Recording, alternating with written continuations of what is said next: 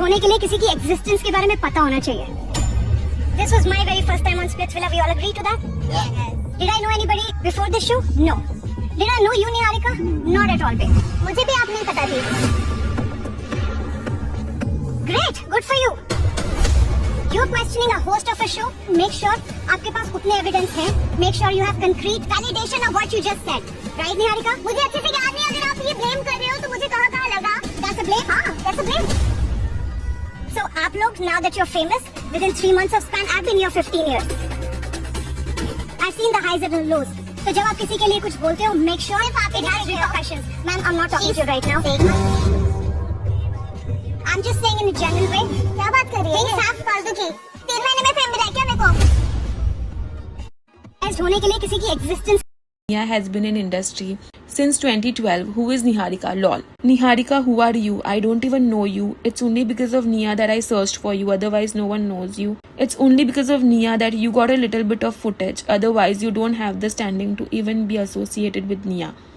Nia, you are always a star. तो कुछ commenters support भी करते हैं. That's not the point. The point is how Nia was bullying her and being a senior, she should know how to behave. That's more important. एक और supporter कहते हैं, sorry to say, but if you are a host, you cannot pull some contestants down just because you are senior. And Nia confesses in some interviews that she has his favorites.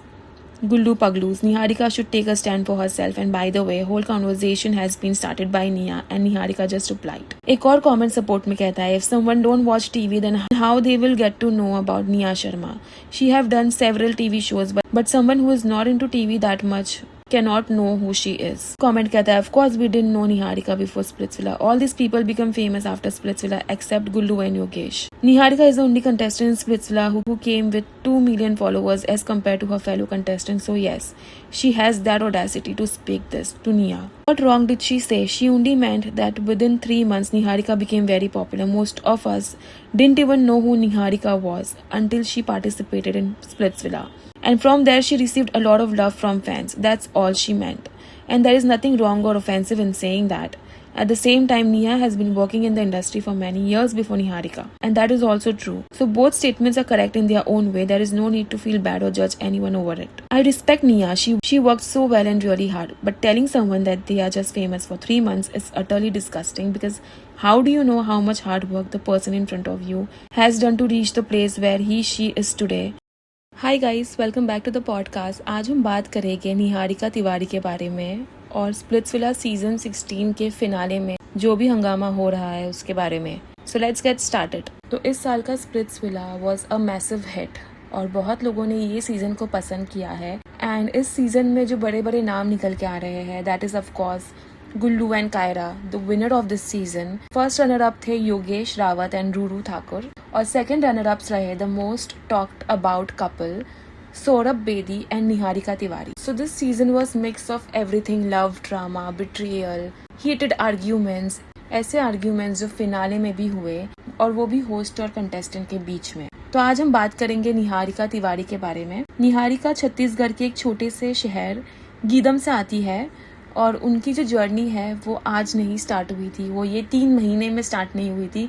It started long back. तो 7 साल पहले से इनकी journey start हो गई है. तो सबसे पहले निहारिका को फेम मिला रोडीज में. रोडीज 2019 के बाद उन्होंने एक लंबा सा गैप लिया 7 साल का, और वो अपनी एक्टिंग पे और कंटेंट क्रिएशन पर ज़्यादा फोकस कर रही थी. वो सीख रही थी एक्टिंग, और रिसेंटली वो दिखाई दी स्प्लिट्सविला 16 में, और उनकी एंट्री होती है एक स्ट्रगल टू स्टारडम नैरेटिव के साथ, जहां वो अपने पार्टनर सौरभ बेदी के साथ फिनाले तक पहुंच गई और सेकंड रनर अप भी बन गई. बट हुआ क्या? Why all the melt down and why all the fighting? Let's talk about the main fight, Niharika और निया शर्मा की जो फाइट अभी बहुत ज्यादा वायरल हो रही है. How it started, why it started. तो जब फिनाले ब्रॉडकास्ट हुआ उसमें हम देखते हैं कि निहारिका ने सीधा मिस्चिफ मेकर निया शर्मा से पंगा ले लिया. निहारिका ने निया पर बायस होने का इल्जाम लगाया, तो निया भी चुप नहीं रही. उन्होंने अपने 15 ईयर करियर का हवाला देते हुए उन्हें 3 मंथ ओवरनाइट फेम का फ़र्क समझाया. उसने कहा कि तुम में और मुझ में फ़र्क है, आप लोगों में और मुझ में फ़र्क है. मैं क्यों किसी के साथ बायस्ड होंगी? मैं तो यहाँ 15 साल से हूँ, मैं यहाँ पे किसी को जानती नहीं हूँ. And you guys are famous for only 3 months. तो निहारिका को ये बात हजम नहीं हुई. उसने पलटकर रूडली बोला कि मुझे भी आप नहीं पता थी. सो व्हाट हैपेंस, निया सेज कि मुझे आप नहीं पता थी Niharika, I didn't know who you were. तो निहारिका को ये बात अच्छी नहीं लगी। She replied even I didn't know you. इतना ही नहीं, निया अपनी बातें कह रही थी बट निहारिका लाइव माइक पर सौरभ को कहती है क्या बात कर रही है ये फालतू की, 3 महीने में फेम मिला क्या मुझे। तो इस बदतमीजी से पूरा सेट और होस्ट सनी लियोनी शॉक हो गए।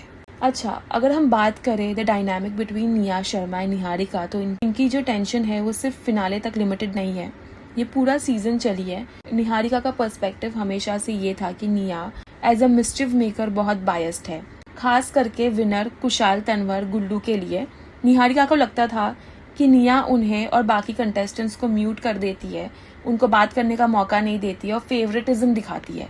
इस वजह से फिनाले में जब निया ने अपनी 15 ईयर करियर की बात की तो निहारिका ने तुरंत पलटकर बोला कि मुझे भी आप नहीं पता थी। उन्होंने यहाँ तक कि लाइव माइक पर उनको फालतू तक बोल दिया और इसके बाद निहारिका को फैंस का सपोर्ट भी मिला। तो निहारिका के सपोर्टर्स ने एक्स पर निहारिका तिवारी बजाउट निया शर्मा ट्रेंड किया। फैंस का कहना था कि Niharika is the only women with a spine जो इंडस्ट्री वेटरन से डरने के बजाय अपने हक के लिए खड़ी हुई। वो उसे गेम चेंजर मानते हैं क्योंकि उसने निया के एरोगेंस को मिरर दिखाया। बट जहां निहारिका को अपने फैंस का सपोर्ट मिल रहा है वहां कई लोग निहारिका को कॉल आउट भी कर रहे हैं। तो एक वायरल मोमेंट भी आता है जहां निहारिका अपनी फेलो कंटेस्टेंट एक बार फील्डिंग सेट किया था तेरी मुंबई में, दिख रहा था। एक बार मार खाई है ना तू मुंबई में, टॉपिक पे नहीं जा सकती। तू चुप रह, टॉपिक पे बात कर, चुप रह, वहां पर बैठे रह। तेरे हिसाब से नहीं बैठूंगी यहां पे। तू बोलते हुए आया नाच नाच के पैसा कमा रही है तू। प्रीत, तू नाच के पैसे कमाती है, तू स्टार्टिंग से पैसा विला से बोलते आई है, आज तू भी नाच के पैसा कमा रही है ना। कहां पे नाच के पैसा कमा रही है भाई? इसके रील खुद भी नाच रही है। कहां पे नाच के तो देखो पैसा मिलेगा। नाचने की जरूरत नहीं मुझे पैसा कमाने की। प्रीत सिंह के लिए बहुत ही पर्सनल कमेंट्स पास करती है, उनके ट्रॉमा का मजाक उड़ाती है। तो प्रीत के साथ मुंबई के एक क्लब में रियल लाइफ फिजिकल असॉल्ट हुआ था जिसमें उनका दांत टूट गया था और चेहरा सूज भी गया था।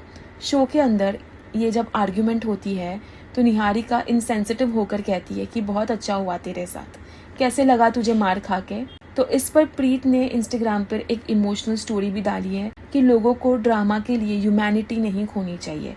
सोशल मीडिया पर लोग निहारिका को सपोर्ट भी कर रहे हैं और कुछ लोग निहारिका को इनसेंसिटिव भी कह रहे हैं और निहारिका को दूसरे लोगों के मेंटल हेल्थ का बहुत बड़ा खतरा भी बोल रहे हैं। एक और क्लिप है जो वायरल होती है जहां पे निहारिका, सौरभ और आकांक्षा चौधरी मिलकर फेलो कंटेस्टेंट दीक्षा पवार का मजाक भी उड़ा रहे होते हैं।